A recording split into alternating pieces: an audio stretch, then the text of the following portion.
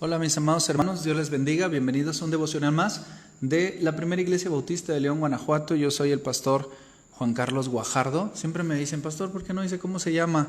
Porque yo creo que lo importante aquí es la iglesia y el mensaje.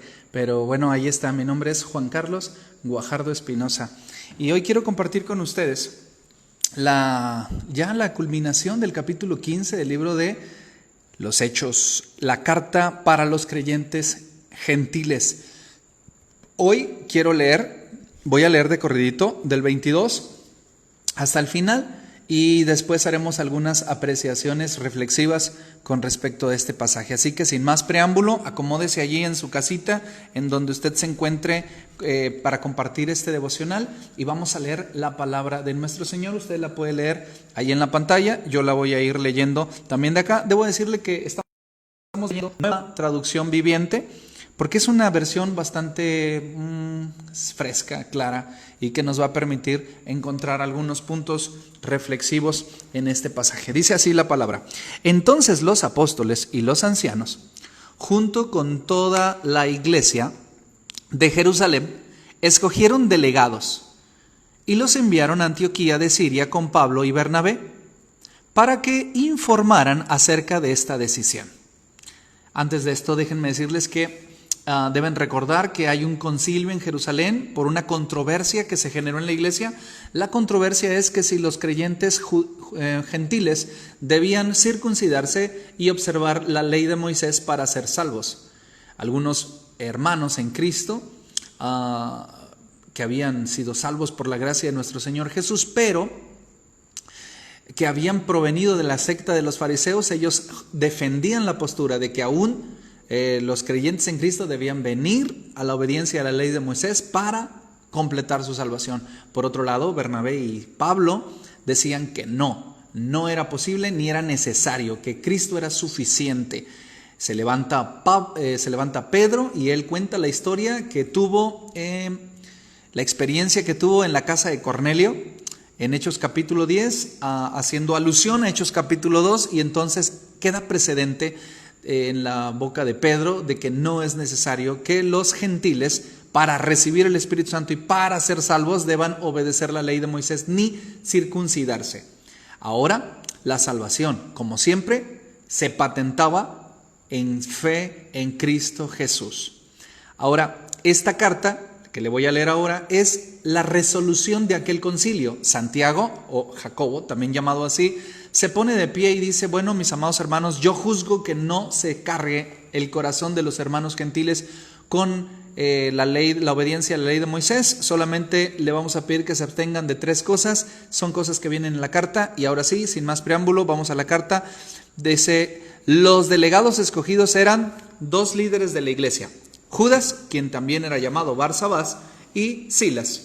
La carta que llevaron decía lo siguiente: nosotros los apóstoles y los ancianos, sus hermanos de Jerusalén, escribimos esta carta a los creyentes gentiles de Antioquía, Siria y Cilicia. Saludos. Tenemos entendido que unos hombres de aquí los han perturbado e inquietado con su enseñanza, pero nosotros no los enviamos. Así que decidimos, después de llegar a un acuerdo unánime, enviarles representantes oficiales junto con nuestros amados Bernabé y Pablo, quienes han arriesgado la vida por el nombre de nuestro Señor Jesucristo. Les enviamos a Judas y a Silas para confirmar lo que hemos decidido con relación a la pregunta de ustedes. ¿Cuál era la pregunta? Si era necesario obedecer la ley de Moisés y circuncidarse para la salvación en Cristo. Esa era la pregunta. Pues nos pareció bien al Espíritu Santo y a nosotros no imponer sobre ustedes una carga mayor que estos pocos requisitos. Deben abstenerse de comer alimento ofrecido a los ídolos. Deben de abstenerse de consumir sangre o carne de animales estrangulados, que también era rito idolátrico, y de la inmoralidad sexual. Interesante que la Nueva Traducción Viviente dice inmoralidad sexual, lo que ya les anticipaba yo, que a la lectura de la Reina Valera 60 no está tan explícito, porque allá dice fornicación. Pero la inmoralidad sexual es un término que es más amplio en cuanto a la regulación de la sexualidad. Dicho sea de paso, la sexualidad es de Dios, la sexualidad es buena, es hermosa dentro del matrimonio, en amor, en reproducción, en placer entre esposo y esposa. Cualquier otro acto sexual fuera de esos parámetros cae en esta inmoralidad sexual. Si hacen esto, harán bien. Adiós. Es todo. Eran las cartas, así era, ¿no? Y después dice así la palabra, versículo 30. Los mensajeros salieron de inmediato para Antioquía, donde convocaron a una reunión general de los creyentes y entregaron la carta. Es algo así como una sesión administrativa, culto de negocios, reunión administrativa, sesión de negocios o algo así. Yo no sé qué es lo que celebran en su iglesia, pero para cosas trascendentales luego la iglesia hace una reunión administrativa para hacer este tipo de cosas y una reunión general, así le llama, reunión general de creyentes. Entregaron la carta, versículo 31. Y hubo mucha alegría en toda la iglesia ese día cuando leyeron este mensaje alentador. Entonces Judas y Silas, ¿recuerdan los mensajeros? Ambos profetas hablaron largo y tendido con los creyentes para animarlos y fortalecerlos en su fe. Se quedaron allí un tiempo y luego los creyentes los enviaron de regreso a la iglesia de Jerusalén con una bendición de paz. Algunos manuscritos agregan en el versículo 34, pero Silas decidió quedarse allí. Esa es una anotación al margen que la Reina Valera 60 se incluye y dice, ellos y muchos otros enseñaban y predicaban la palabra del Señor en esa ciudad. Después de un tiempo, voy a cortar aquí porque me parece que aquí ya empieza el capítulo del segundo viaje misionero. Ahora, aquí hay algo interesante. Voy a regresar al versículo número... me perdí. 22. Voy a regresar allá para que con ustedes podamos ir reflexionando. Ok, ¿qué está pasando? Un problema, una situación difícil en la iglesia. ¿Hay problemas en la iglesia, hermano? Pues esos son puros cristianos, son pura gente de Dios, son pura cosa consagrada. ¿Habrá problemas en la iglesia? Yo cuando un día fui al seminario, un hermano me dijo, oye hermano, pues ore mucho, tenga mucho fe, échele ganas, porque en el seminario luego hay problemas. Y dije, en el seminario problemas es un pedazo del cielo. Todas las personas que van ahí son llenas del Espíritu Santo, me parece que son. Pero no, siempre que hay dos personas hay un problema. Es así. En la iglesia no es la excepción. La iglesia está formada por hombres y mujeres, creyentes en Cristo, salvos por la gracia de Dios, pero con temperamentos no controlados, a veces completamente por el Espíritu Santo, a veces con culturas, preferencias, idiosincrasias, filosofías, etcétera, miles que se contraponen y de repente surgen problemas. Está bien tener problemas, porque los problemas en la iglesia nos permiten solucionarlos. Los problemas en la iglesia nos permiten aprender de las necesidades de otros, de las deficiencias de otros. Y yo quiero decirte, mi hermano, que hoy hay problemas. Yo iba corriendo con mi perrito, salgo a correr y escuché por el altavoz de una radio que decía que durante la pandemia COVID-19 se habían incrementado los casos de violencia intrafamiliar, pues encerrados en la casa, el hombre, la mujer, los niños, etcétera, se salen de quicio y empiezan los conflictos. Siempre hay problemas, pero véalo por este punto. Un problema es una oportunidad para crecer, para consolidar, para conciliar, para venir a más. En la iglesia también hay problemas, y cuando en la iglesia hay problemas hay que saberlos resolver, hay que saberlos tratar, hay que saberlos ventilar. Yo mismo en mi caminar cristiano he sufrido problemas entre consiervos, entre pastores, he sufrido problemas entre iglesias, yo los he provocado algunos me los han provocado otros, algún pecado se ha metido, pero siempre hay problemas. El problema no es que hay problema. El problema es que no sabemos darle solución a los problemas, no sabemos darle trámite, no sabemos cómo administrar los problemas para voltear el problema y que sea un reto. Me encanta la filosofía de un arte marcial que se llama Aikido. El fundador de esta arte marcial, entre sus múltiples enseñanzas, decía que debían utilizar la fuerza del enemigo contra sí mismos. Me llamó mucho la atención y creo que eso es lo que debemos hacer con un problema. Un problema trae una fuerza, trae una intención de dañar, trae una consecuencia, pero el mismo problema tú le puedes dar vuelta para poder tener una solución. La fuerza está en la iglesia, el poder está en el Espíritu Santo, la concordia está en la iglesia, y creo que estos puntos que ahora les voy a mencionar nos pueden ayudar. Si tienes problemas en el trabajo, si tienes problemas en la familia, si tienes problemas en la iglesia, tienes problemas en tu matrimonio, tienes problemas con tus hijos, estas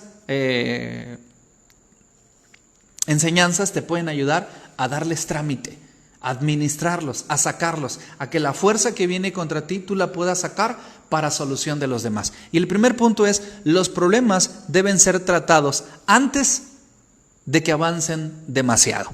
Eso es importante. Los problemas deben ser tratados antes de que sean demasiado grandes. En la iglesia de Jerusalén, los judaizantes habían salido y habían ellos empezado a diseminar la enseñanza. Como una reacción inmediata, Pablo y Bernabé empezaron a enseñar en contra de eso. No dijeron, bueno, pues vamos a dejarlos, vamos a orar. Vamos a orar a ver qué pasa. Y que el Señor arregle las cosas. Ahí hay un conflicto, hermano. No van a bajar ángeles de Dios a arreglar las cosas en tu familia. No van a bajar ángeles del Señor, alados seres celestiales, para arreglar las cosas en tu trabajo o en tu iglesia. Los ángeles de Dios eres tú y soy yo. Somos mensajeros de Dios. La cordura debe caber en nosotros. Debemos hacer frente al problema antes de que sea demasiado tarde. Lo que hizo Pablo y Bernabé es de inmediato subir a Jerusalén y presentar una propuesta. Se protestaron inmediatamente. La reacción rápida es importante para solucionar un problema. Y de hecho, en las últimas noticias se ha criticado a la Organización Mundial de la Salud, se ha criticado al gobierno nacional mexicano por precisamente esto, porque no se atendieron los problemas a tiempo. Bueno, ¿quién estaba listo para esto? No podemos nosotros ahora ponernos el saco de, yo soy el gran solucionador de problemas y ahora puedo decir cómo pudieron haberle hecho ustedes para resolver el problema. Vamos a resolver los problemas que tenemos nosotros, porque resolviendo los problemas que tenemos nosotros podemos darle trámite a los problemas de los demás. Es importante, número 1, primera enseñanza, los problemas deben ser tratados antes de que avancen demasiado. Y para esto debemos identificar el problema. A las cosas como son. Identifica el problema. 2, busca urgentemente un principio de solución. Es importante. No permitas que avance más el problema. No permitas de que el conflicto se agrave. Número 1, identifica el problema y llámale por su nombre. Número 2, busca urgentemente un principio de solución. Es decir, ¿qué voy a hacer como primer paso para poder darle trámite a este problema? Es importante. En la iglesia del primer siglo hubo un problema. Los judaizantes empezaron pues a hablar acerca de que las cosas no eran así, etcétera. Dice, entonces algunos venían de Judea y enseñaban a los hermanos, si no se circuncidan conforme al rito de Moisés, no pueden ser salvos. Y luego, rápido, el versículo 2, como Pablo y Bernabé tuviesen una discusión o contienda no pequeña con ellos, se dispuso que subiesen Pablo y Bernabé a Jerusalén. ¡Pum! Ya, no le des vueltas al asunto. Y yo tengo un problema con este asunto de dejemos que Dios solucione las cosas. Vamos a orar. Quedémonos con las manos cruzadas. Y esa es la filosofía de hago como que hago, pero no hago, a ver qué pasa. Eso no funciona. No funciona, nunca funcionará. Hago como que hago algo, pero no hago nada, a ver qué pasa. Que las cosas se solucionen solas, nunca sucederá. En este pasaje bíblico, agarrando un poquito del texto de ayer, podemos ver que inmediatamente se enfrentó el problema. Número 2. Vamos a el número 2. Los problemas deben ser tratados con toda la información necesaria. Es importante esto. Siempre cuando hay un conflicto tú dijiste algo, tú dijiste otro algo y él dice otro algo. Es importante que cuando se trate un problema se tenga la información suficiente. Aprenda esto de memoria. No puedes tomar una buena decisión sin la suficiente información. No puedes. Porque cualquier decisión que tomes con información insuficiente será un hierro, será un error de tu parte, porque no consideraste detalles, no consideraste situaciones o condiciones. Es importante que cuando tomes una decisión tengas la suficiente información. Por eso hay un previo. Primero para enfrentar el problema y luego después el problema debe ser tratado con la información. ¿Qué pasó en la iglesia de Jerusalén? Subieron a Jerusalén para escuchar las partes. Escucharon a Pablo, escucharon a Bernabé, escucharon a Pedro, escucharon a los judaizantes y después de toda la información, el liderazgo. Jacobo, o también llamado Santiago, dijo su veredicto: juzgo que sea así. Incluso, si ustedes lo notaron a la lectura de la carta, dijeron, han llegado algunos hombres, no se identifica con ellos. A mí me pone mucho a pensar, han llegado algunos hermanos de entre nosotros que le están enseñando cosas raras. No dijo así, dijo, han llegado algunos hombres, los cuales nosotros no enviamos, y eso es importante. Es muy, muy importante la manera en que Santiago se desliga literalmente de los judaizantes. Seguramente Santiago, revelado por el Espíritu Santo, sabía que más adelante iban a dar muchos más problemas. Pero enfrenta el problema, pero con la suficiente información. Aprenda de memoria. No tomes una decisión sin la suficiente información, porque será un error, será una mala decisión. Y no por criterio, y no por bondad o no bondad, sino porque no tenías los elementos suficientes para tomar una decisión en un problema. Para tomar la suficiente información, dice 1, información de los involucrados en la discusión. Es importante. 2, información de otros que pudieran ilustrar adecuadamente este asunto. Es decir, siempre que hay un problema, hay dos en contienda. Escucha a los dos y además escucha a terceros, profesionales o testigos que pudieran dar luz sobre el conflicto. Número 3. Los problemas deben ser tratados con la meta de llegar a un acuerdo, no de tener la razón. Este número 3 es muy importante. Escuche, los problemas, los conflictos, los desacuerdos deben ser tratados con la meta de llegar a un acuerdo, nunca de tener la razón. Es importante, mis amados hermanos, que tú y yo aprendamos una cosa. Puedes tener la razón, pero te quedarías sin tener la relación. Llegar a un acuerdo es ceder espacios a la verdad, es ceder espacios a la humildad, es ceder espacios al bien común y a la concordia.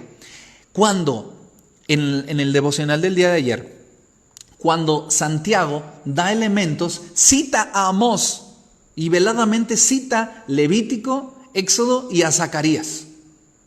Fíjese, o sea, Santiago está argumentado de Pedro, citando a los antiguos profetas y luego él habla. Es importante que lleguen a un acuerdo. Se lo repito, los problemas deben ser tratados con la meta final de llegar a un acuerdo de amor, de relación, nunca para tener la razón. ¿Cómo puedo hacer esto? Bueno, primero elabora los términos de un acuerdo pacificador, es decir, vamos a ceder. No podemos las dos partes.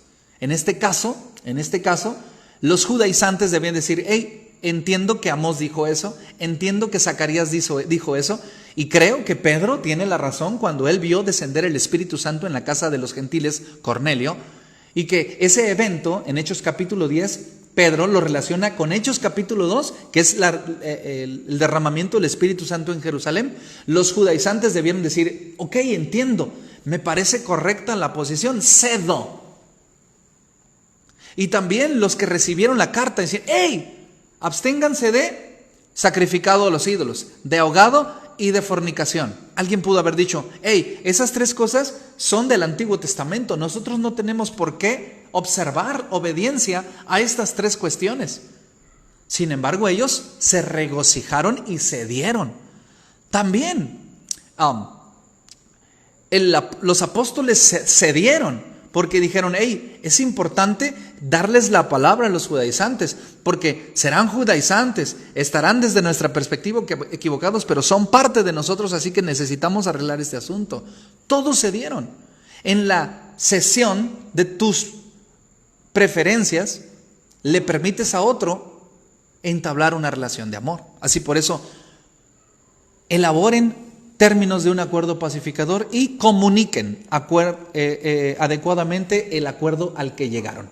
Es importante ver que nosotros leímos una carta súper antigua. Leímos la carta no tan solo fue enviada por los apóstoles con Bernabé y Pablo, sino que enviaron a Judas y a Silas como testigos. Oye, pastor, ¿pero no era suficiente testigo Pablo y Bernabé? Sí, eran testigos, pero la propuesta de la carta era más por el lado de Pablo y Bernabé, así que ellos necesitaban testigos. Si esto era cierto, tendrían que ir hombres a avalar, a rectificar lo que ellos estaban diciendo. Y se quedaron enseñando con ellos porque eran profetas.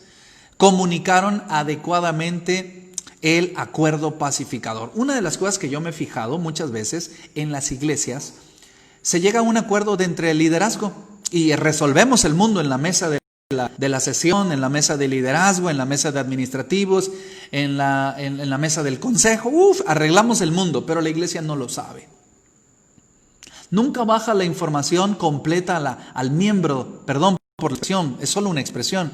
Nunca baja la información al miembro de a pie, al de todos los domingos, al de todos los días, al que está abajo, al que se rifa todos los días, como cualquier otro, pero nunca le llega la información.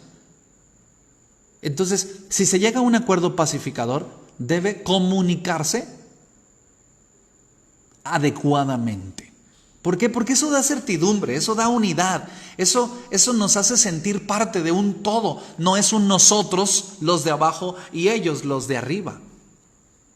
Eso nos ayuda mucho, comunicar adecuadamente la toma de decisiones. El acuerdo pacificador nos ayuda mucho. ¿Hay problemas en la iglesia hoy? Sí, por supuesto. En cualquier iglesia siempre hay conflictos. Pero también puede haber soluciones que lleguen a tiempo. Es importante, mis amados hermanos, que si en tu familia estás teniendo un problema, estos 3 puntos tú los puedas aplicar. Es importante que si tienes problemas en una relación, estos 3 puntos que yo te he enseñado hoy son aplicables en cualquier parte y son principios de resolución de conflictos emanados directamente desde la Biblia, desde la palabra del Señor, desde la interpretación bíblica. Te los voy a leer una vez más antes de terminar el devocional. Número 1. ¿Va a haber problemas? Siempre. No te asombres, que no te agarre por sorpresa que hay conflictos y que hay problemas. Pero los problemas, número uno, los problemas deben ser tratados antes de que avancen demasiado. Apréndalo. Los problemas deben ser tratados, darles trámite, administrarlos antes de que avancen demasiado. Porque los recursos que vas a invertir, el tiempo, la comunicación y los involucrados son menores antes de que el monstruo crezca. Número 1, los problemas deben ser tratados antes de que avancen demasiado. Número 2, los problemas deben ser tratados con toda la información necesaria. Los problemas deben ser tratados con toda la información necesaria. Y número 3, los problemas deben ser tratados con la meta máxima de llegar a un acuerdo, no de tener la razón, de llegar a un acuerdo. Estos 3 principios me los deja ver la Biblia, me los deja ver Pablo y Bernabé, Santiago, incluso los judaizantes, los que recibieron la carta en Antioquía. Me dejan ver que ellos actuaron a tiempo, me deja ver que ellos investigaron correctamente las cosas y además su meta principal es llegar a un acuerdo, que a mí me parece, yo creo que las 3 son importantes, pero la tercera es bastante sobresaliente. Cuando trates un problema, cuando les des trámite a un problema, busca llegar a un acuerdo conciliador y pacificador, donde todas las partes se sientan parte de la solución. Amados hermanos en Cristo, espero que esta sabiduría práctica les pueda ayudar para su casa, para la resolución de sus conflictos en sus familias. Y recuerde, siempre, siempre, siempre, siempre con el Espíritu Santo de Dios. Quiero llamar su atención, antes de retirarnos, el versículo 28. El versículo 28 que sea su forma de resolución del conflicto. Dice, pues nos ha parecido bien al Espíritu Santo y a nosotros. Apréndalo. Nos ha parecido bien al Espíritu Santo y a nosotros. ¿Qué nota ahí? Alineación con la voluntad de Dios. Es importante que aplique los 3 principios, pero que no olvide, nos ha parecido bien al Espíritu Santo y a nosotros. El trámite que tú le vayas a dar a un problema, consúltalo siempre con Dios. El trámite que tú le vayas a dar a un conflicto, siempre de la mano del Señor, en humildad y en fe. Tu vida, tu familia, tu iglesia y tu país puede salir adelante. Oremos. Padre, en el nombre de Jesús te doy gracias por esta oportunidad. Gracias por vaciar sobre nosotros, Dios, tu enseñanza. Te suplicamos en el nombre de Jesús que nos ayudes a tratar eficientemente los conflictos y problemas en nuestra vida. En el nombre de Jesús, amén. Que el Señor les bendiga, hermanos. Adiós.